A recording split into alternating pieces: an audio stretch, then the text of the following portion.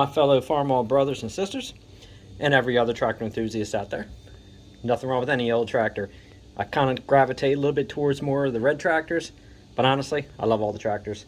I guess it's one of those things. My very first tractor was a 57 wheel horse. It was red, and then I had the case. Should have been orange, but I painted it red because I like the red. And of course, doing these Farmalls, I love the red. And honestly, if I come across the John Deere I might like, an Oliver I might like, nothing would stop me from buying it either. So all vintage tractor, yeah, it's all history. We got to preserve everything that's out there, because if our generation doesn't teach the younger generation, we're never going to be able to save all these. So it's very important that we try to pass our skills along.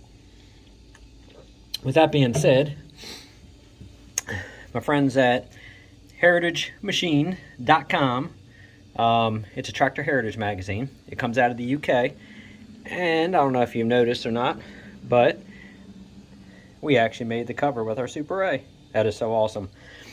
It's just one of those things. You know, when I first got the Super A, I was planning on just, you know, getting it back up and running, cleaning it up, giving it a nice paint job.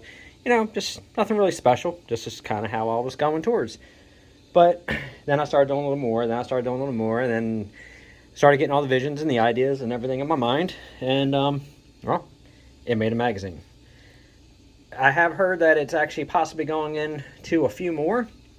I haven't received the copies yet, so I'm not going to hold my breath if they did or didn't. I was told they did, but I was told by them it was going in, and it made it. They didn't tell me I was going to make the cover. That's really cool. That's, you know, that just shows whatever you know, don't think you can't do it, because honestly, I taught myself how to do all the work that I do on my stuff, and if you're going to do it, you're going to fail. Okay, fail. How are you going to know how to succeed unless you fail? So, just wanted a little video just to kind of, anybody out there who is wanting to buy a tractor and scared to because they don't know how to do the work, or they have one and they don't know how to start or where to start to fix it, just start. Watch videos. Honestly, when I started doing this, it was before videos, before YouTube stuff. You know, I'm not sure when and how it happened, but, you know, somehow I'm, you know, pretty much getting close to 50 now. Yeah, I'm still having a hard time with that, but it is what it is, right? Can't change it. And so anyway, I started teaching myself how to do this by manuals and by trial and error. That's pretty much all there is to it. Well, nowadays, if you guys want to restore stuff, it's so easy. We can literally go to YouTube or go to the Google and pretty much find anything we need and any answer we need. It's not going to have all the answers all the time. It's going to have quite a bit, though. So the reason I'm saying this is because don't be scared to do it. If somebody out there, you know, you have a family member, you have a friend, or you have a tractor sitting in your garage, in your field, whatever, and it's just rusting away and rotting away because you're scared to work on it, don't be scared. Pull it to where you can work on it. Start doing it. Start doing it with your kids. Do it yourself. Do it with your wife. Do it with your husbands.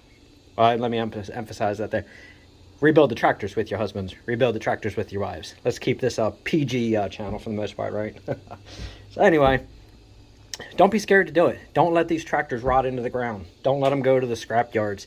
Don't have them crushed. Don't whatever. You can't get them anymore. That's it. These were made in our, you know, farming, you know, of yesteryear, and that's it. We're not going to get these tractors ever again. You can, you know, obviously buy, you know, like some old cars, you know, like the 57 Chevys. I had two originals. I had a hardtop and I had a convertible that I restored.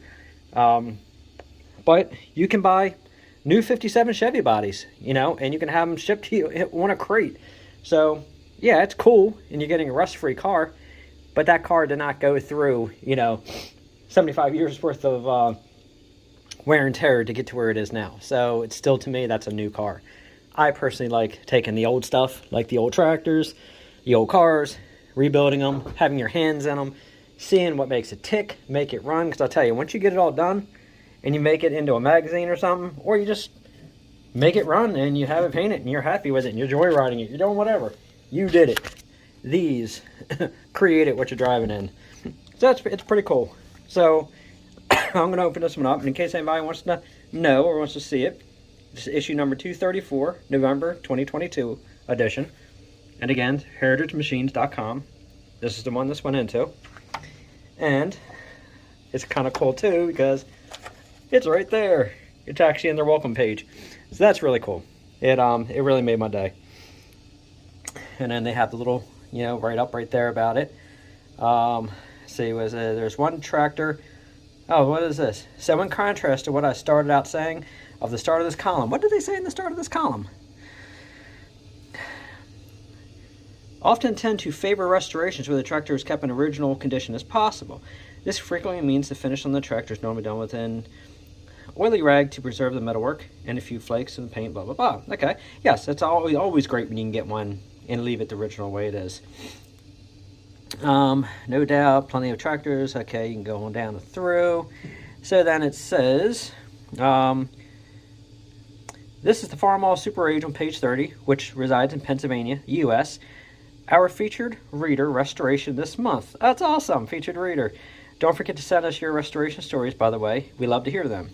Anyway, not only is this Farmall Super A complete restoration, but it is a stunning paint job that I would love to see in the flesh. In fact, I couldn't resist putting another picture of it on this page. Well done, 𝐥𝐤𝐬, for a great job. Not only that, but thank you for reminding us of the heritage movement as a worldwide affair. That's awesome. I'm not sure. It might have been Tony. He might be the one who I was talking to right there. He's the one who actually put it in for me. So, awesome magazine and awesome. I mean, that right there makes my day that I did what I did on this tractor just to get somebody, you know, to say something like that. That's really cool. So he says it's on page 30. So let's go ahead and scroll on to page 30 here. And he was actually nice enough to send me this magazine free of charge from the UK. So that's really cool. Look at that. The Reader's Resto. And not only do I get just one page like that, I get it between two pages. That's really cool. So I got that page, and then it's got all my pictures in there and my write-up about it. So obviously I'm not going to read to you guys all this. This isn't a bedtime story, but you can always hit pause if you want to read through it. But I would say go ahead and show them some love. Go ahead and order some magazines from them. That's actually really neat. That's the next page. That's really cool. So I just wanted to share with you guys, you know, just what I'm saying is, you know, like I said, take your tractor from stripping it down, doing whatever, and make it look like that, you know? Again, you look at the rear fenders on this tractor. I don't know if you remember in past videos, the rear fenders alone, I stripped them down twice and repainted them because I wasn't happy with the way they were coming out. I wasn't happy with some of the marks in them. The clear coat wasn't acting right. So I stripped it. You know what? I didn't get it right the first time. So be it. Who cares, right? Do it again. I got super lucky on the grill. I did actually a phenomenal job banging that out straight and actually getting it as straight as I did for not being a body man. You know, you can see the bottom right there alone, how bad it was. I mean, the tractor came out beautiful. So anyway, so that's it for the video for this one. I might go ahead and make another video today. I'm going to adjust these brakes a little bit more on this H, just to get them a little tighter. And I may go underneath and pull that cover and see if I can adjust those fingers on the clutch a little bit. I want to see if that's actually why the clutch is out of adjustment, or I want to see if the rear seal is blown and it's soaked the disc full of oil, and that's why it grinds a little bit. It runs good, so I'm guessing it's either in the pressure plate or when they replaced the clutch, you know, on this tractor, they didn't put a new throw-out bearing in. That's the only thing I can really think of that could possibly be causing. Again, I can idle it down a little bit and it shifts fine. But if you idle this thing up, it grinds. I know it's either in the pressure plate or it's in the throw-out bearing. Again, no big deal. At least luckily on the H's, I can drop the belly pump and I can replace the whole setup through the base without having to pull the engine. I mean, I'll split the tractor. But we are going to, I'm starting to get a little bit of oil right up in here on the exhaust, which I figured was going to happen eventually because honestly, I think the engine's tired. It runs good, it sounds good, but I still think it's tired. I think it needs a rebuild. So I'm gonna go ahead and start getting parts together for it. We're gonna do a video, you know, in the next few months, probably after, you know, Christmas. I'm gonna rebuild the engine on it, and then we're gonna go ahead and give this thing a nice little fresh rebuild. Might go ahead and change the front wheels back out. I was thinking about keeping those, but I might actually just hold on to them. But I'm going to go ahead and put the other original style rims on there for the rubber.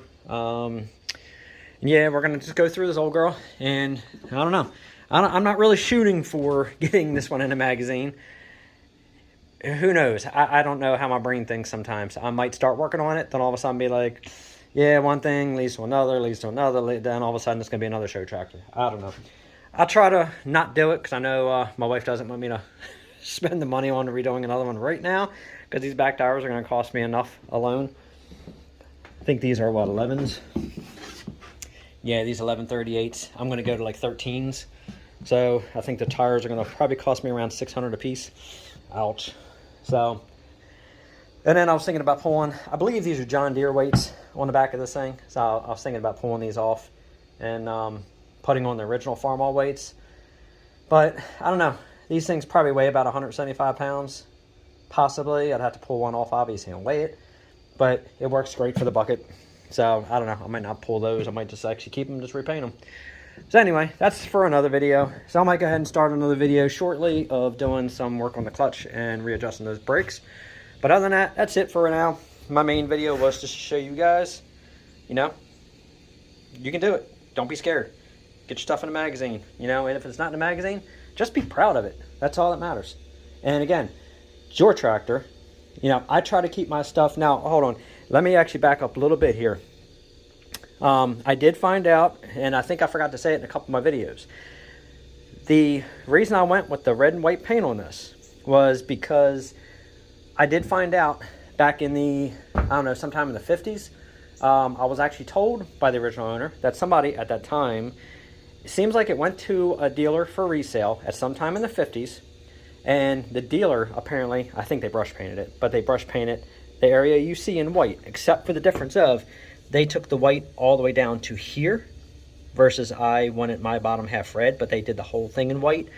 They did all this in white, just as you see. Not the whole tractor, it wasn't a demonstrator, but they did do the white. And then through the years, it got repainted, and then all that white got covered up. I found that white under those parts. So I actually restored it back to the way that tractor was done from a, I don't know if it was a Farmall dealer or if it was just an outdoor equipment dealer, what they were, but somebody did it. I wanted to go back to that because you know what? It's still part of history. Somebody in the 50s still did it to this tractor. That's why I went that route. Now, yes, I did go a little nicer by the colors of the paint. I think they might have went with a little bit more of a bright white. I didn't want bright white. I wanted to bring it down to that off-white that you've always seen. And I did put a clear coat on it. It didn't come that way. So they weren't that shiny when they were new. But again, this is my tractor. I wanted it shiny.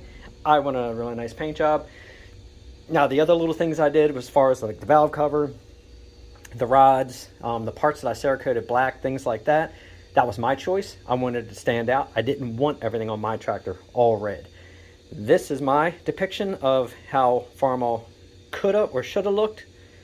But obviously, we know at the eras, the times, this wasn't the luxury to have a tractor looking like this. It was just to get it red, spot it in the middle of the field, get it to work. That was it.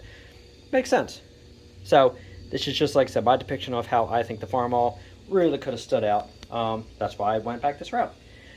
So anyway, hopefully that clarifies anybody who asked me why I did it the red and white. But yes, like the editor says, I didn't leave it all sprayed red like it did originally when it rolled off the factory line at, 49.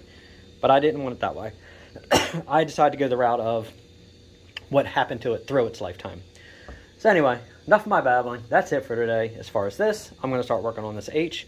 So if you have any questions or comments, please feel free to leave them. Other than that, definitely go check out the issue of Tractor Heritage. And again, this is the number 234 November edition. And look for that gorgeous little Super A. Thanks a lot for watching. And again, hit that notification bell. So besides working on this and restoring this tractor, that hay wagon's going to get next. And I might possibly be getting another tractor. Shh, don't tell anyone. Well, at least my wife. Other than that, you guys have a great day. Hit that notification bell. And thank you for watching.